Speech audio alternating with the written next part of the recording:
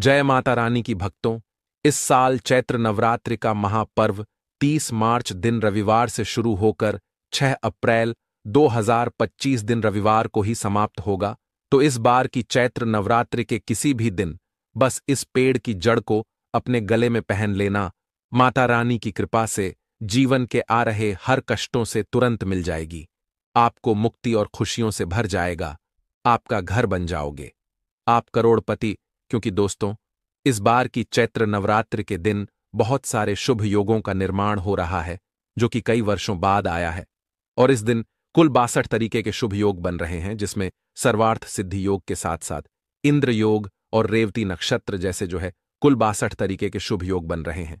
तो ऐसे में अगर आप इस चैत्र नवरात्रि में इस पेड़ की जड़ को अपने गले में पहन लेंगे तो आपको करोड़पति बनने से दुनिया की कोई भी ताकत नहीं रोक सकती। दोस्तों, सबसे पहले तो इस प्रकार से देख लीजिए, यह पौधा बहुत ही सुंदर पौधा है, बहुत ही कीमती इसकी फूल है।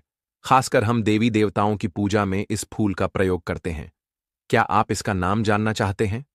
चलिए, मैं आप लोगों को इससे परिचय करा देता हूं। आज मैं आप लोगों को जबरदस्त इसका आयुर्वेदिक एवं चमत्कारिक लाभ बताऊंगा, तो वीडियो को बिल्कुल भी मिस मत करना। इस वीडियो को एक बार कम से कम अपने फायदे के लिए पूरा जरूर देखना।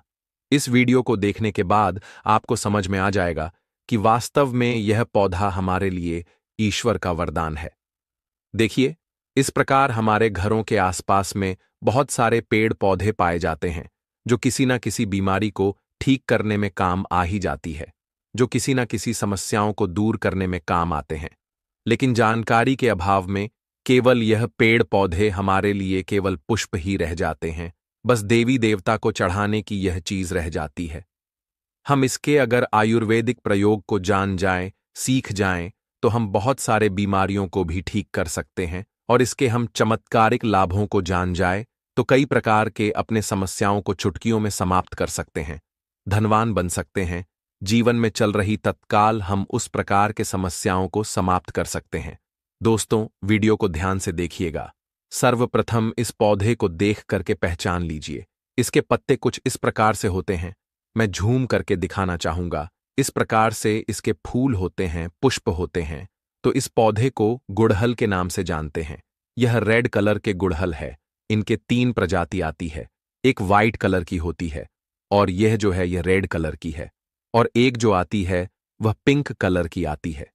तो यह 3 प्रकार के प्रजाति खासकर पूजा पाठ में इसका प्रयोग करते हैं। तो चलिए, मैं आप लोगों को इसके विभिन्न प्रकार के चमत्कारिक लाभ की ओर ले चलता हूं। सर्वप्रथम तो इस पौधे का नाम जान गए कि इसे गुड़हल के नाम से जानते हैं। इसका अंग्रेजी नाम हिबिस्कस है। आप इसे नेट पर या इसे गूगल पर हिबिस्कस प्लांट करके सर्च करके देख सकते हैं। इसके बारे में आपको विभिन्न प्रकार के जानकारी मिलेगी। देखिए, यह पौधा आपको घरों के आसपास में बहुत ही आसानी से देखने को मिल जाते हैं। आप जहां भी रहते हैं या फिर आप जिस स्थान पर रहते हैं, इसे बहुत से लोग अपने जमीन में या बहुत से लोग अपने बगीचे में इसे शोभा के लिए लगाते हैं। बहुत से लोग क्या करते हैं, गार्डन में भी इसे शोभा के लिए लगाते हैं। आप हमें कमेंट सेक्शन में जरूर बताइएगा कि इस पौधे को आपके यहां किस नाम से जाना जाता है। चलिए, मैं आप लोगों को इसके कुछ आयुर्वेदिक लाभ बताऊंगा। सर्वप्रथम जानते हैं कि जो गुड़हल नाम का पौधा है, इस पौधे को लगाने से क्या होता है। चलिए, मैं आप लोगों को इसके धार्मिक महत्व बताऊंगा, फिर इसके आयुर्वेदिक प्रयोग बताऊंगा, फिर इसके विभिन्न प्रकार के और चमत्कारिक प्रयोग बताऊंगा। सभी दर्शकों से प्रार्थना करना चाहूंगा, कमेंट सेक्शन में अभी तक ओम नमः शिवाय नहीं लिखा है तो ओम नमः शिवाय जरूर लिख दीजिएगा, और वीडियो को लाइक कर सब्सक्राइब जरूर कर लेना। दोस्तों, ऐसा माना जाता है कि यह पौधा जहां पर लगाया जाता है वहां पर पॉजिटिव एनर्जी का संचार होता है। पॉजिटिव एनर्जी जो नेगेटिव एनर्जी होती है, इसे यह खत्म करने का काम करता है। घर में इस पौधे को लगाना बहुत ही शुभ और मंगलकारी माना जाता है। जिन लोगों की कुंडली में सूर्यदेव का प्रभाव अच्छा नहीं है, ध्यान से सुनिएगा। जिन लोगों की कुंडली में सूर्यदेव का प्रभाव अच्छा नहीं है, उन्हें अपने घर में इस पौधे को जरूर लगाना चाहिए। सूर्य कमजोर होने के कारण व्यक्ति डरपोक हो जाता है, व्यक्ति के अंदर से साहस खत्म हो जाता है, व्यक्ति को कार्य में सफलता नहीं मिलती है। व्यक्ति को मानहानि, धन हानि एवं चर्म संबंधित बीमारियां आती है। तो इस प्रकार से कुछ लक्षण हैं। इन लक्षणों को समझकर आप समझ सकते हैं कि आपको भी अगर सूर्य दोष लगा है तो यह पौधा आप अपने घर में लगा सकते हैं। यह भी माना जाता है कि अगर आपके कुंडली में मंगल दोष है, ध्यान से सुनना, फिर यह पौधा घर में लगाते हैं तो आपका मंगल दोष दूर हो जाता है। मैं आप लोगों को इसके विभिन्न प्रकार के जानकारी बताऊंगा। वीडियो में कंटिन्यू बने रहना, वीडियो को आधे बीच में छोड़ करके मत जाना, क्योंकि आधा अधूरा ज्ञान हमेशा खतरनाक साबित होता है। अधूरा ज्ञान पाप का भागीदार माना जाता है। इसीलिए वीडियो को अंत तक जरूर देखिएगा। अगर आज की इस वीडियो को मिस कर दिए तो सारी जिंदगी आपको पछताना पड़ेगा, क्योंकि कोई भी जो जानकारी होता है व्यर्थ नहीं जाता है। अभी नहीं तो वह जानकारी आपको आगे चल कर के काम जरूर आती है। चलिए आयुर्वेदिक की ओर बढ़ते हैं कि आयुर्वेदिक में इसका कौन कौन से हिस्से का प्रयोग होता है और किस बीमारी में इसका प्रयोग होता है। दोस्तों, वीडियो में आगे बढ़ने से चैनल को सब्सक्राइब जरूर करें और सच्चे दिल से लिखें। हर हर महादेव, ओम नमः शिवाय। दोस्तों, हमारे चैनल बनाने का एक ही मकसद है, सबका भला हो, सबका कल्याण हो। अगर हमारी वीडियो को देख के किसी एक का भला होता है तो हम अपने आप को कृतार्थ समझते हैं। दोस्तों, इसलिए आपसे एक ही रिक्वेस्ट है, दिल से सब्सक्राइब जरूर करें। सर्वप्रथम जानते हैं, पेट दर्द दूर करने के लिए ऐसा माना जाता है कि इसकी पत्ती को उबाल करके, जी हां दोस्तों, ध्यान से सुनना, इसकी सूखी पत्ती को उबाल करके चाय की तरह पीने से आपके पेट में हो रहा अचानक से जो पेट में होने वाला दर्द है वह समाप्त हो जाता है। पेट में अगर कीड़े हो वह भी मर जाता है, ऐसा आयुर्वेद में लिखा हुआ है। और दोस्तों, यह भी माना जाता है कि पथरी की रामबाण दवा है।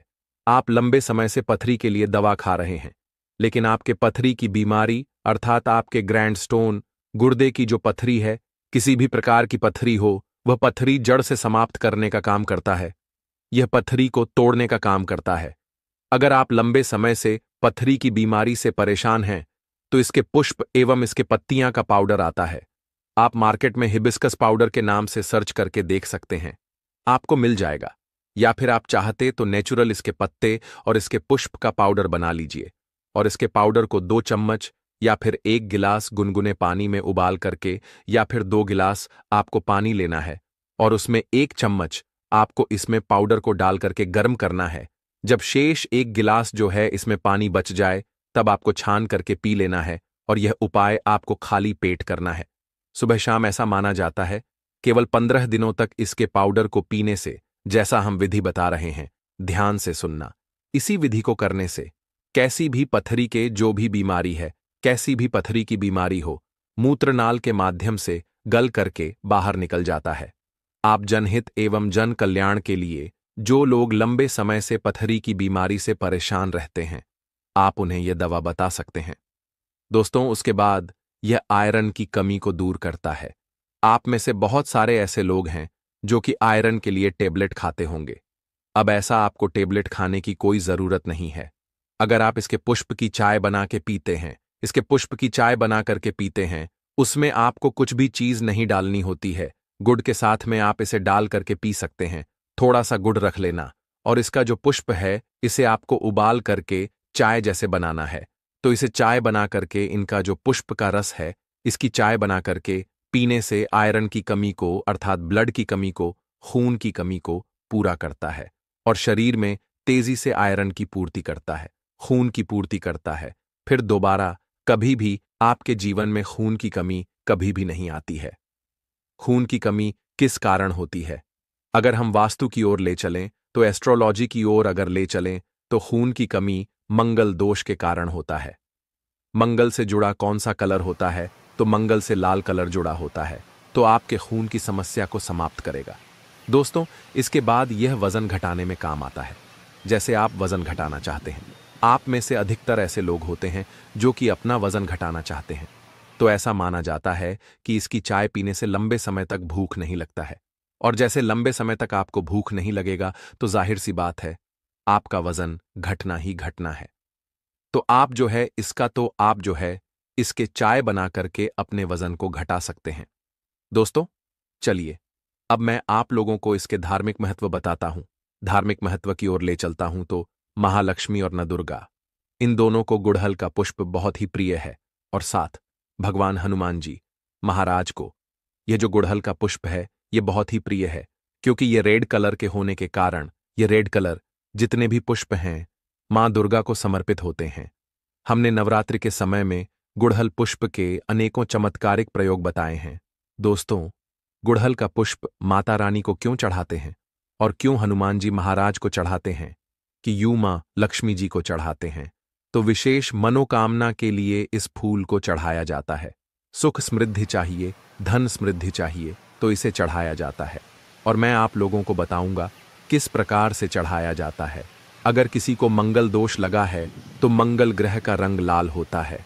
जिस व्यक्ति के कुंडली में मंगल दोष हो, विवाह में देरी हो रही हो, इसके अलावा मंगल दोष के कारण जातक के साथ अगर दुर्घटना की संभावना बढ़ जाती है, रक्त संबंधित कोई भी बीमारी है, चर्म रोग संबंधित कोई भी बीमारी है, या फिर शादी के बाद अपने पार्टनर से मनमुटाव बन गया है, या फिर बहुत सारे ऐसे भाई होते हैं जो लोग शादी करते हैं लेकिन उनकी पत्नी की डेथ हो जाती है, या फिर बहुत सारी ऐसे माताएं बने होते हैं जो विवाह कर चुकी हैं लेकिन उनके पति की डेथ हो जाती है। ये सब क्यों होता है? ये मंगल दोष के कारण ही होता है। ऐसा हमारे धर्मशास्त्रों में कहते हैं। मंगल दोष के कारण अगर आपके जीवन में लगा है मंगल दोष, तो आप कितना भी विवाह कर लीजिए, आने वाले आपके जो भी पत्नी है अगर वह भी मांगलिक नहीं है तो उनकी भी डेथ हो जाएगी। तो एक काम करना, मंगल को बलवान करने के लिए आपको मंगल दोष लगा है तो उसे दूर करने के लिए गुड़हल के पुष्प का पौधा अपने घर में जरूर लगाना। आपके हर प्रकार के किसी भी प्रकार के मंगल दोष लगाएं, वह समाप्त हो जाएगा। और गुड़हल पुष्प के केवल आप नित्य ज्यादा मत कीजिए, कम से कम 3 महीने तक एक पुष्प ज्यादा नहीं कर सकते तो एक पुष्प हनुमान जी महाराज को नित्य श्री राम जी का ध्यान करते हुए एक ही पुष्प अगर आप नित्य 3 महीने तक हनुमान जी महाराज को चढ़ा देते हैं, हनुमान जी महाराज को नित्य चढ़ा देते हैं, तो कैसा भी मंगल दोष हो, मंगल दोष का नामो निशान मिट जाता है। क्योंकि मंगल दोष लगने का कारण व्यक्ति की आध्यात्मिक उन्नति नहीं हो पाती है। खासकर मंगल दोष जिन्हें लगा होता है उन्हें वैवाहिक जीवन में बहुत सारा परेशानी आती है। उनका जो वैवाहिक जीवन है बहुत ही कष्ट से गुजरता है। इसलिए बता रहा हूं कि जिन्हें मंगल दोष लगा है, या फिर जो भाई ऐसे हैं जिनका विवाह नहीं हो पा रहा है, या फिर जो बहन हमारी वीडियो को देख रही है, क्योंकि वास्तुशास्त्र ज्ञान एक चैनल ही नहीं बल्कि आप सभी दर्शकों का परिवार है जो हमारी बहन हमारी वीडियो को देख रहा है। मैं उन्हें बताना चाहूंगा, अगर आपको मंगल दोष लगा है जिसके कारण आपका विवाह होने में अगर विलंब आ रहा है तो आपको परेशान नहीं होना है। जो गुड़हल के पौधे हैं उसे आप अपने घर में लगाइए और इसका एक एक पुष्प प्रतिदिन हनुमान जी महाराज को चढ़ा सकते हैं। देखिए, हनुमान जी महाराज को स्त्री छूना नहीं होता है, इन्हें स्पर्श करना वर्जित होता है, लेकिन हनुमान जी महाराज की आप जो है पूजा कर सकते हैं। आप उन्हें दूर से यह पुष्प चढ़ा सकते हैं। श्री राम जी का ध्यान करते हुए आप जो है एक पुष्प हनुमान जी महाराज को चढ़ाइए। अगर आप 5 पुष्प चढ़ाते हैं तो यह अति उत्तम है, लेकिन मैं इसीलिए एक पुष्प बता रहा हूं, आप अपने समर्थक के अनुसार, क्योंकि कभी कभी ऐसा होता है हमें डेली यह पुष्प नहीं मिल पाते हैं, तो आपसे जितना भी मन पड़े, आपसे जितना भी हो सके आप बिल्कुल चढ़ाइए, आपको लाभ अवश्य मिलेगा। ये उपाय कोई भी कर सकता है। बिल्कुल ही मंगल दोष लगा है वह दूर हो जाएगा, और यह उपाय करने के बाद हनुमान जी महाराज की कृपा आप पर प्राप्त होती है। जो लोग नित्य इसके 2 से 5 पुष्प हनुमान जी महाराज को चढ़ाते हैं, दोस्तों, फिर ऐसा व्यक्ति को अष्टसिद्धि और नवनिधि की प्राप्ति होती है, इसमें संदेह नहीं है। और हनुमान जी महाराज आपके जीवन में चल रही प्रत्येक परेशानी को दूर करते हैं। लाल किताब में यहां तक कि यह भी लिखा है कि अगर कोई व्यक्ति, ध्यान से सुनिएगा, लाल किताब में यह भी लिखा है कि यहां तक कि यह भी लिखा है कि कोई भी व्यक्ति शनि के अय्या या फिर पौनी दशा से परेशान है तो उसे 5 पुष्प श्री राम जी का ध्यान करते हुए अगर हनुमान जी महाराज को समर्पित कर दिया जाए तो कैसी भी शनि की पीड़ा हो वह पीड़ा जो है समाप्त हो जाती है। चलिए, मैं आप लोगों को बताना चाहूंगा कि शुक्रवार के दिन इनका प्रयोग किस प्रकार से किया जाता है। अगर आपकी कोई विशेष प्रकार की मनोकामना है तो शुक्रवार के दिन माता लक्ष्मी को इसके 21 पुष्प, ध्यान से सुनना, इसके 21 पुष्प की माला बनाना है। और संध्या काल में न दिन हो न रात हो, जो मध्य समय कहा जाता है, मतलब संध्या काल में इसे माता लक्ष्मी को घी का दीपक जला करके विशेष मनोकामना बोलते हुए इसके पुष्प की माला बना करके माता लक्ष्मी को चढ़ाइए। आपकी हर प्रकार की मनोकामना पूर्ण होती है। माता लक्ष्मी को शुक्रवार के दिन चढ़ाई जाती है। कोई भी विशेष मनोकामना हो तो केवल 3 शुक्रवार तक यह उपाय कीजिए। 100% आपको लाभ मिलता है। इसमें किसी भी प्रकार का संदेह बिल्कुल भी नहीं है और आप किसी भी प्रकार का संदेह ना करें, क्योंकि यह प्रयोग प्रमाणित है। हम बहुत सारे लोगों को करा चुके हैं। इसके बाद बताना चाहूंगा, आप में से ऐसे लोग हैं जो माता रानी के भक्त हैं, अर्थात माता नवदुर्गा जी के भक्त हैं, जो एक काम करना, अगर माता रानी से कुछ विशेष प्रकार के वरदान प्राप्त करना चाहते हैं, कहने का मतलब है कि जैसे धन चाहिए, दौलत चाहिए, संतान चाहिए, पति की लंबी उम्र चाहिए, धन सुख वैभव सब कुछ चाहिए, आप चाहते कि आपको नौकरी की प्राप्ति हो जाए, कोई विशेष आपकी मनोकामना हो, तो ऐसा माना जाता है शुक्ल पक्ष के ध्यान से सुनना। शुक्ल पक्ष के गुरुवार के दिन से या फिर सोमवार के दिन से, शुक्ल पक्ष के गुरुवार या फिर सोमवार के दिन से इसके 9 पुष्प की माला बना के नित्य आपको 9 दिनों तक रात्रिकालीन में 9 बजे के बाद में आपको नवदुर्गा को प्रतिदिन केवल 9 दिनों तक इसे चढ़ाना होता है और रेड कलर के आपको गुड़हल का प्रयोग करना है।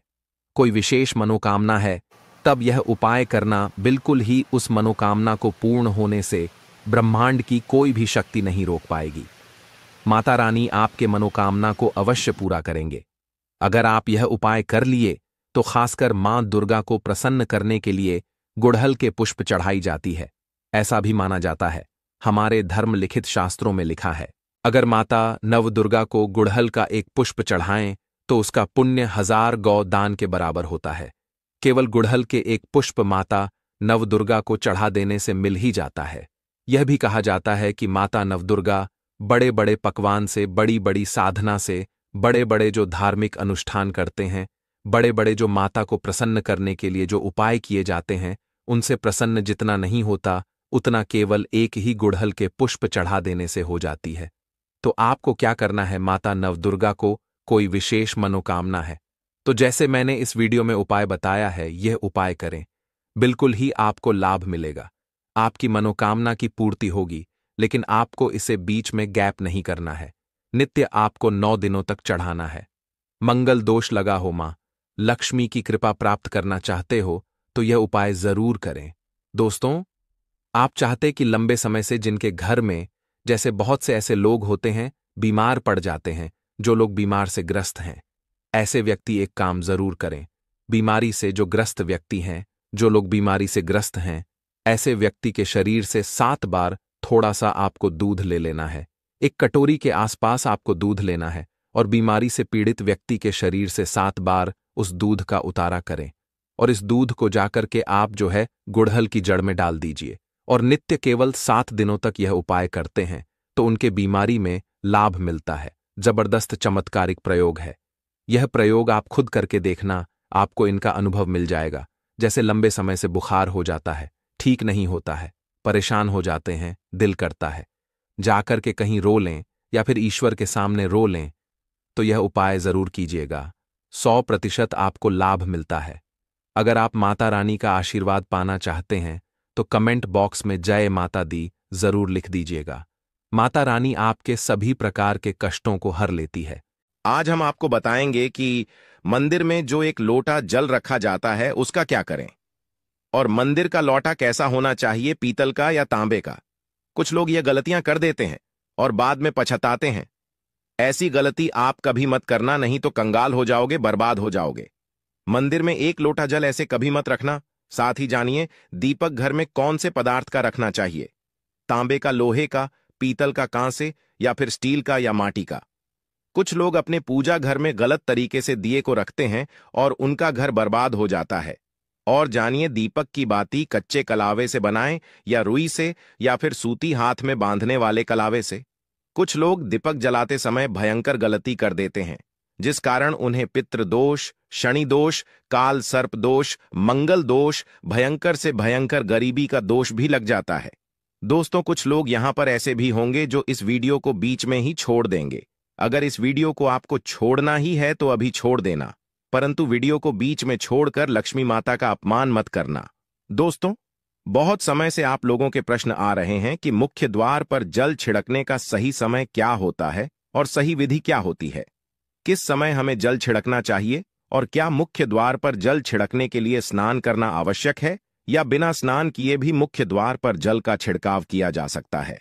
झाड़ू लगाने से पहले या फिर झाड़ू लगाने के बाद जल को छिड़कना चाहिए। एक और प्रश्न आया है कि क्या पीरियड्स में हम अपने घर के मुख्य द्वार पर जल का छिड़काव कर सकते हैं या मुख्य द्वार पर दीपदान कर सकते हैं। और जल्द से ही जुड़ा हुआ एक और प्रश्न है कि जब हम मुख्य द्वार पर जल चढ़ाते हैं तो घर के अंदर की तरफ से जल चढ़ाएं या घर के बाहर की तरफ से जल का छिड़काव करें। इसके बारे में कई लोग शंका में है। आज यह शंका भी दूर हो जाएगी। और मुख्य द्वार पर जल छिड़कने से संबंधित आपका अगला प्रश्न है कि कई ऐसे लोग हैं जो कि फ्लैट में रहते हैं, कुछ ऐसे लोग हैं जो कि किराए के मकान में रहते हैं, एक ही कमरे में रहते हैं, तो उन्हें अपने घर पर मुख्य द्वार पर दीपदान किस प्रकार से करना चाहिए, जल कहां छिड़कना चाहिए। तो दोस्तों, आज की वीडियो पूरी तरह से आपके प्रश्नों पर ही आधारित है। तो दोस्तों, सबसे पहले जानते हैं कि घर के बाहर या घर के अंदर दिए जलाने के क्या क्या फायदे होते हैं। दोस्तों, घर के बाहर या घर के अंदर दीपक जलाने के फायदे जानकर आप चौंक जाएंगे। खासकर घर के बाहर दीपक जलाने से 5 वह फायदे जो आपको चौंकाने वाले हैं। दोस्तों, यह बात तो आप जानते हैं कि भगवान की पूजा के दौरान दीपक जरूर जलाया जाता है। हिंदू धर्म में पूजा करते वक्त लोग देसी घी या सरसों के तेल का दीपक जरूर जलाते हैं तथा तिल के तेल का दीपक भी जलाते हैं। हालांकि पूजा के लिए भगवान के सामने दीपक जलाना सिर्फ पूजा का एक तरीका ही नहीं है, बल्कि घर में दिया जलाना या घर के बाहर दिया जलाना कई तरह के फायदे मिलते हैं। दीपक जलाने से न सिर्फ कई शक्तियां जागृत होती हैं, बल्कि यह 5 बड़े फायदे भी मिलते हैं। तो चलिए जानते हैं। दोस्तों, नंबर 1, पृथ्वी से अंधकार दूर होता है। घर में दीपक जलाने से घर का अंधकार तो दूर होता ही है, साथ ही नकारात्मक ऊर्जा को भी कोसों दूर रखती है। यहां पर दीपक जलता है तो वहां पर सकारात्मक ऊर्जा का वास होता है। जाहिर सी बात है, जब घर में सकारात्मक ऊर्जा होगी तो भगवान का भी वास होगा। इसीलिए घर में शाम होने से पहले, रात होने से पहले दीपक अवश्य जलाया जाता है ताकि घर में कोई गलत नकारात्मक ऊर्जा प्रवेश न कर पाए। दोस्तों, तेल से जले दीपक का प्रभाव उसके बुझने के आधे घंटे बाद तक वातावरण में बना रहता है, जबकि शुद्ध देसी घी का दीपक बुझने के बाद करीब 4 घंटे तक वातावरण को सकारात्मक रखता है। दोस्तों, नंबर 2, दीपक जलाना न सिर्फ धार्मिक नजरिए से फायदेमंद है, बल्कि वैज्ञानिक दृष्टिकोण से भी यह फायदा पहुंचाता है। जब घर में शुद्ध घी या सरसों के तेल से दीपक जलाया जाता है तो उसके धुएं से घर के माहौल में सात्विकता आती है और इससे आसपास के वातावरण में मौजूद हानिकारक कणों का विनाश होता है। दोस्तों, नंबर 3, घर में होता है सुख समृद्धि का वास। जिस घर में सुबह और शाम के वक्त भगवान के सामने दीपक जलाया जाता है तो उस घर पर हमेशा माता लक्ष्मी मेहरबान होती है। ऐसे घर में सुख समृद्धि का वास होता है। दीपक की लौ पूर्व दिशा में रखने से व्यक्ति दीर्घायु होता है, जबकि उत्तर दिशा में लो रखने से घर में धन और संपन्नता बढ़ती है। दीपक न सिर्फ हमारे घर के अंधकार को दूर करता है, बल्कि यह हमारे जीवन को भी अंधकार से प्रकाश की तरफ बढ़ाता है। दोस्तों, नंबर 4, बीमारियों को दूर भगाने में मददगार। घर में दिया जलाने से बीमारियां घर के आसपास भी नहीं भटकती। घर के सभी परिवार सदस्यों को हर बीमारी से बचाव मिलता है। खासकर दीपक के साथ एक लौंग जलाने से इसका असर दुगना हो जाता है, जिसमें चर्म रोग दूर करने के सारे गुण मौजूद होते हैं। इसलिए घी का दिया जलाना सेहत के लिहाज से काफी फायदेमंद है। दोस्तों, बात करते हैं नंबर 5 की। शुभ शक्तियां होती हैं आकर्षित। सनातन धर्म के अनुसार जिस घर में सुबह शाम दीपक जलाया जाता है तो वहां कभी अंधकार नहीं होता। उस घर में सुख समृद्धि का वास होता है। इतना ही नहीं, जलता हुआ दिया शुभ शक्तियों को चुंबक की तरह आपके घर की ओर खींचता है, जो कि आपके लिए बहुत ही शुभ माना जाता है। तो दोस्तों, अब जानते हैं कि मुख्य द्वार पर जल छिड़कने का सही समय क्या होता है और सही विधि क्या होती है। देखिए, अगर आप मुख्य द्वार पर जल चढ़ाते हैं तो आपको ध्यान रखना है कि जल आप एक दिन पहले ही, मतलब रात को सोने से पहले, एक पात्र में, कोई भी आप पात्र ले सकते हैं। जैसे कि आप तांबे का पात्र ले सकते हैं, तांबे का ना हो तो आप पीतल का ले सकते हैं, स्टील का ले सकते हैं, चांदी का ले सकते हैं। जो भी पात्र आपके पास उपलब्ध हो आप उसे ले सकते हैं। एक लोटे में थोड़ा सा गंगा जल डाल दीजिए और उसके ऊपर शुद्ध जल भर दीजिए। और हां, गंगा जल ना हो तो परेशान होने की आवश्यकता नहीं है। सिर्फ शुद्ध जल से भी आप पात्र को भर सकते हैं और उस जल से भरे पात्र को अपने घर की रसोई में रख दीजिए। अब जैसे कि आप अगले दिन सुबह उठकर जल का छिड़काव अपने घर के मुख्य द्वार पर करेंगे। देखिए, मुख्य द्वार पर जो सुबह सबसे पहले जल छिड़का जाता है वो हर प्रकार की समस्याओं को घर से दूर करने के लिए छिड़का जाता है। जैसे किसी भी प्रकार की नकारात्मक ऊर्जा से आप परेशान हैं, बहुत समय से परेशानियों में घिरे हुए हैं, तो ऐसे में घर की रसोई में जल रखा जाता है और यही जल घर के मुख्य द्वार पर सुबह उठकर छिड़का जाता है। इस जल के छिड़काव से आपके घर की कोई भी परेशानी हो बहुत शीघ्र समाप्त हो जाती है। इस उपाय को करने से आपके घर में सुख समृद्धि भी आती है, बीमारियों से भी मुक्ति मिलती है। मतलब देखिए, किसी भी प्रकार की मानसिक परेशानी हो, शारीरिक परेशानी हो, आर्थिक तंगी हो या आपके घर में कोई वास्तु दोष हो, किसी भी प्रकार के ग्रह दोष हो, तो आपको सभी प्रकार के दोषों से, ग्रह दोषों मुक्ति मिलती है। वास्तु दोष और पितृदोष भी समाप्त होता है। इसके साथ ही जैसे कि बहुत से लोगों के प्रश्न होते हैं कि उनके ऊपर किसी ने कुछ कर करा दिया है, उनके परिवार में किसी भी प्रकार की पहले कोई परेशानी नहीं थी, लेकिन अभी कुछ समय से परेशानियां लगातार आती ही जा रही और कोई रास्ता नहीं मिल रहा है परेशानी से निकालने का। तो किसी के भी किए कराए तंत्र मंत्र का प्रभाव हो, किसी की बुरी नजर का प्रभाव हो, तो भी आपके इस उपाय से, मतलब इस एक लोटा जल से, आपकी परेशानी कुछ ही दिनों में समाप्त हो जाती है। तो यह घर की सभी परेशानियों से मुक्ति पाने का रामबाण और सबसे सरल, सबसे आसान उपाय होता है, जो हमारे शास्त्रों में वर्णित है। तो आप अपने घर की रसोई में एक लोटा जल रखें, रात में भरकर और प्रातःकाल जल्दी उठकर उसे जल्द से अपने घर के मुख्य द्वार पर छिड़काव कीजिए। अब जैसे कि बहुत से लोगों के प्रश्न आते हैं कि यह जल हमें किस समय अपने घर के मुख्य द्वार पर छिड़कना चाहिए, तो देखिए, सुबह सूर्योदय होने से पहले इस जल का छिड़काव आपके घर के मुख्य द्वार पर हो जाना चाहिए। आप चाहे इसके बाद आप शुद्ध जल से, मतलब किसी भी दूसरे जल से अपने घर के मुख्य द्वार को धोते हैं तो कोई समस्या नहीं है, लेकिन इस जल का छिड़काव घर के मुख्य द्वार पर सूर्योदय होने से पहले हो जाना चाहिए।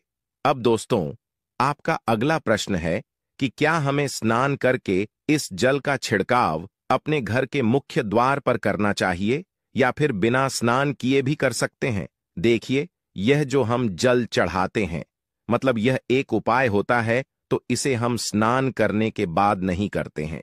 सुबह जल्दी उठते हैं और उठकर सबसे पहले घर की रसोई में जाएंगे, उसके बाद उस जल को लेकर आप घर के मुख्य द्वार पर जाएंगे।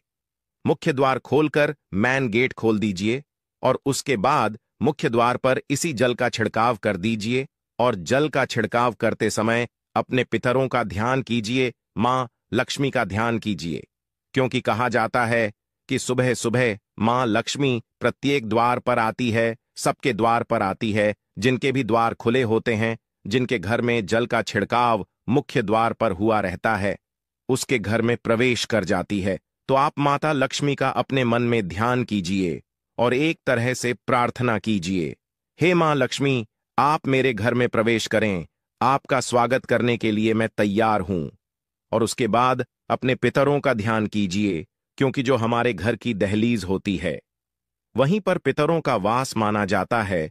तो जब आप दहलीज पर जल के छींटे देते हैं तो आपके पितृ बहुत प्रसन्न हो जाते हैं और उनका आशीर्वाद भी आपको प्राप्त होता है। तो सुबह जो आप जल छिड़कते हैं, इसके लिए स्नान करने की आवश्यकता नहीं है, बिना स्नान किए भी कर सकते। दोस्तों, वीडियो में आगे बढ़ने से पहले आपसे छोटा सा निवेदन है कि कमेंट बॉक्स में जय मां लक्ष्मी अवश्य लिखें। साथ ही हमारे चैनल को सब्सक्राइब करके बेल आइकॉन को भी क्लिक कर लें। तो दोस्तों, आपका अगला प्रश्न था कि मुख्य द्वार पर जल का छिड़काव सुबह झाड़ू लगाने के बाद करना है या फिर झाड़ू लगाने से पहले भी जल का छिड़काव कर सकते हैं। तो देखिए, जैसे मैंने आपको पहले ही बताया था कि उठने के बाद सबसे पहला कार्य जो आपको करना है वह जल का छिड़काव ही करना है। उसके बाद आप झाड़ू लगा सकते हैं।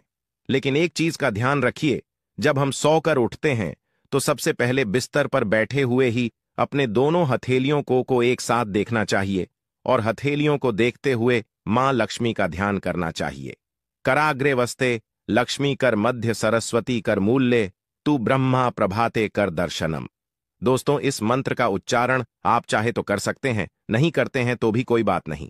उसके बाद दोनों हाथ जोड़कर सभी देवी देवताओं को प्रणाम किया जाता है और उसके बाद अपने हाथ से पृथ्वी का स्पर्श करते हैं।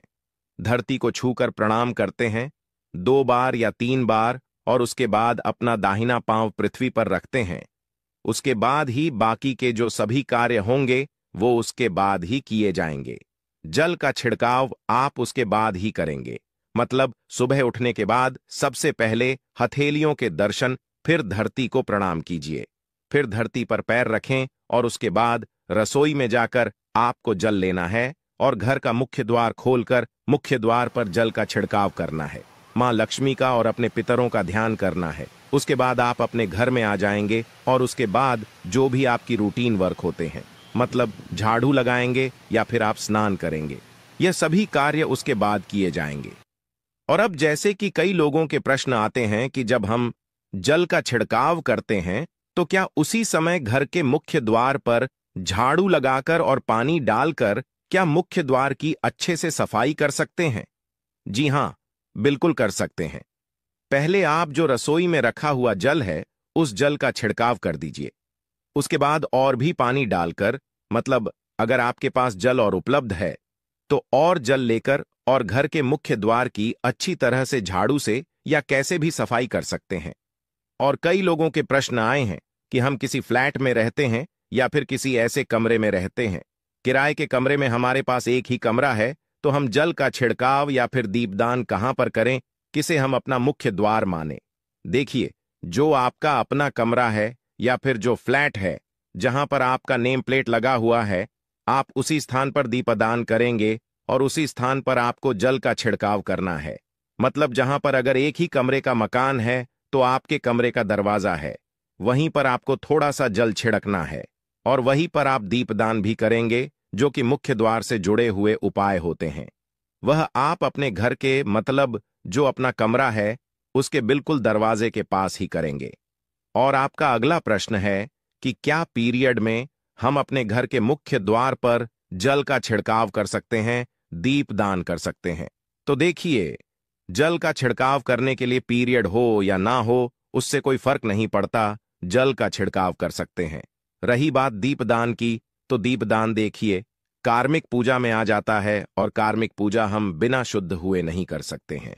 मतलब पीरियड समाप्त होने के बाद ही आप कर सकते हैं। दोस्तों, बाकी जल का छिड़काव आप कभी भी कर सकते हैं, पीरियड्स में भी कर सकते हैं, कोई समस्या नहीं है। और अब आपका प्रश्न है कि क्या मंदिर में जो हम जल रखते हैं क्या वो रखना जरूरी है, और अगर हम रखते हैं तो उस जल का क्या करें? देखिए, मंदिर में जल रखना बहुत आवश्यक है। जल एक ऐसी चीज होती है जिसमें सभी प्रकार की जो एनर्जी होती है वो जल में समाहित हो जाती है। जो हम पूजा पाठ करते हैं, मंत्रों का जप करते हैं या वहां पर प्रार्थना करते हैं, जो भी हमारे अपने मन की कामना भी कहते हैं, भगवान से तो सभी चीजें उस जल में समाहित हो जाती हैं। इसलिए पूजा करने से पहले घर के मंदिर में एक लोटा जल रखा जाता है और उसके बाद दीपदान, मतलब एक दीपक प्रज्वलित कर दिया जाता है। यह अग्नि और जल का एक तरह से बैलेंस भी हो जाता है और इसलिए शास्त्रों के अनुसार घर के मंदिर में एक लोटा जल हमेशा होना चाहिए और दीपक भी प्रज्वलित करना चाहिए। तो अब इस जल का करना क्या चाहिए? देखिए, जब हम जल रखते हैं सुबह की पूजा में रखते हैं, मतलब सुबह जो हम पूजा करते हैं, प्रातःकालीन पूजा, उस समय जल रखा जाता है और वह जल्द हम अगले दिन उठाते हैं। मतलब जब आप अगले दिन पूजा करने जाते हैं तो सबसे पहले तो उस जल का प्रयोग सुन लीजिए। आप अपने घर के सारे कमरों में, मतलब पूरे घर में उस जल का छिड़काव करते हैं तो इससे आपके घर शुद्ध हो जाता है, क्योंकि वह बहुत ही पॉजिटिव एनर्जी से भरा हुआ जल होता है। इससे कई बीमारी भी दूर हो जाती है। उस जल का छिड़काव करने से किसी भी प्रकार की नकारात्मक ऊर्जा का प्रवेश आपके घर में नहीं होता। किसी भी प्रकार की परेशानी आपके घर में हो, अगर आप नियमित तौर पर उस जल का छिड़काव करें अपने घर में, तो निश्चित ही आप परेशानियों से मुक्ति पा जाते हैं। कई बार होता है ना कि आप लोगों के प्रश्न आते हैं कि दवाई तो हम कर रहे हैं, लेकिन दवाई हमें लगता ही नहीं है, दवाई का कोई प्रभाव ही देखने को नहीं मिलता। तो ऐसे में अगर दवाई के साथ साथ उस जल को पीने के लिए रोगी को दिया जाए, यानी मेडिसिन इसी पानी से अगर खाई जाए, तो बहुत अच्छी दवाइयां काम करने लग जाती है।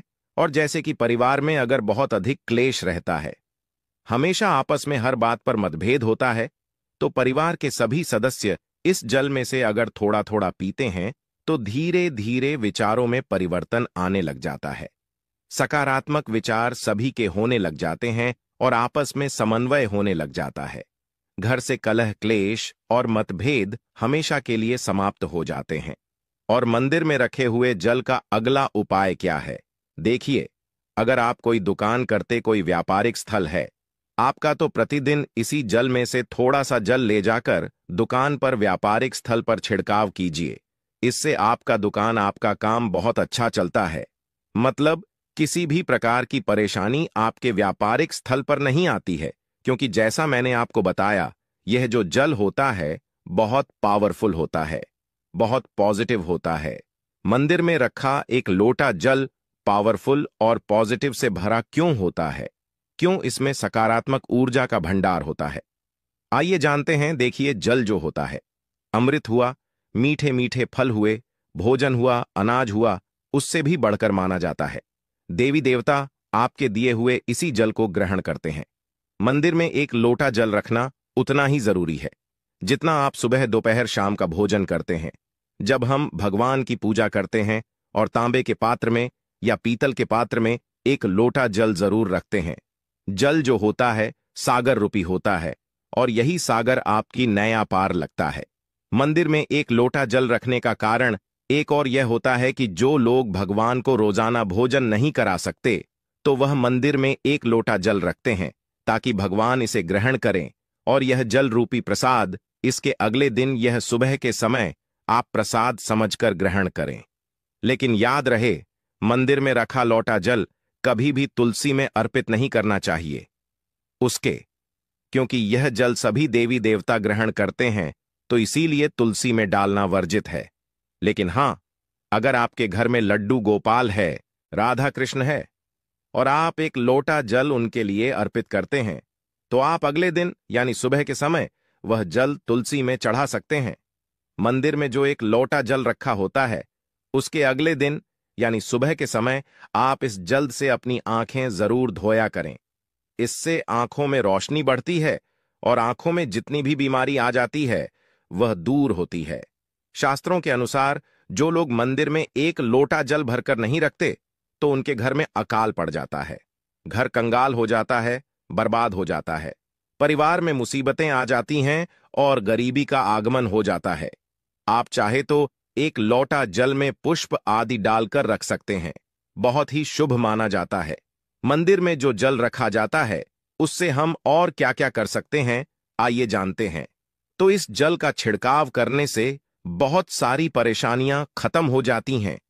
जैसे अगर आपके दुकान पर किसी की नजर लगी है, बहुत से लोगों के प्रश्न आते हैं कि हमारे काम को किसी ने बांध दिया है, मतलब किसी की बुरी नजर ऐसी लग गई है कि पहले तो दुकान बहुत अच्छी चलती थी, अब नहीं चल रही है। तो आप इस उपाय को कर सकते हैं। निश्चित ही बहुत जल्द ही आपको परेशानियों से मुक्ति मिल जाती है और दिन दुगनी रात चौगुनी आपके व्यापार में तरक्की होती है। और हां, मंदिर में रखे हुए जल को आप अपने घर की रसोई में खाना बनाने में, पीने में भी प्रयोग कर सकते हैं। लेकिन खाना बनाने में प्रयोग तभी कीजिए जबकि आपके घर में बिल्कुल सात्विक भोजन बनता हो।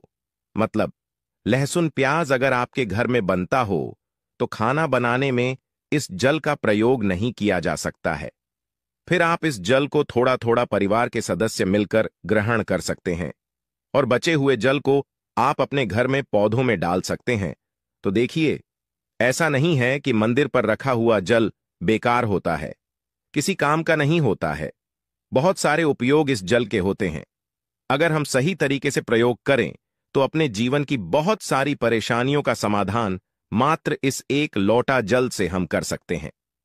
तो ध्यान रखिए कि मंत्रों से अभिमंत्रित जल बहुत महत्वपूर्ण होता है, बहुत शक्तिशाली होता है और हमारे घर के मंदिर पर रखा हुआ जल देवताओं का आशीर्वाद होता है, क्योंकि पूरे समय वह देवताओं के पास होता है। देवी देवता वहां पर रहते हैं, तो उस जल में हर प्रकार की शक्ति समाहित होती है, जो कि सकारात्मक शक्तियां होती है। और इस जल का प्रयोग अगर हम सही तरीके से करते हैं, मतलब उसको पीने में करते हैं, खाना बनाने में करते हैं, घर में जल का छिड़काव करने में करते हैं, तो इससे हमारी समस्याओं का समाधान होता है। और अगर कोई भी कार्य नियमित तौर पर मतलब प्रतिदिन किया जाता है, तो उसका हमें लाभ प्राप्त होता है। कभी कभी करेंगे तो निश्चित ही आपको उतना लाभ दिखाई नहीं देगा, लेकिन अगर आप नियम बना लेंगे कि हर रोज उसी जल्द से घर में छिड़काव करना है, घर में प्रत्येक व्यक्ति को थोड़ा थोड़ा पीने के लिए देना है, बचे हुए जल को पौधों में डाल दीजिए, दुकान पर छिड़क दीजिए, अपने घर के व्यापारिक स्थल पर छिड़काव कीजिए, बच्चों की बुक्स, शीश में, अपने घर की तिजोरी में, हर जगह इस जल का छिड़काव कीजिए और नियम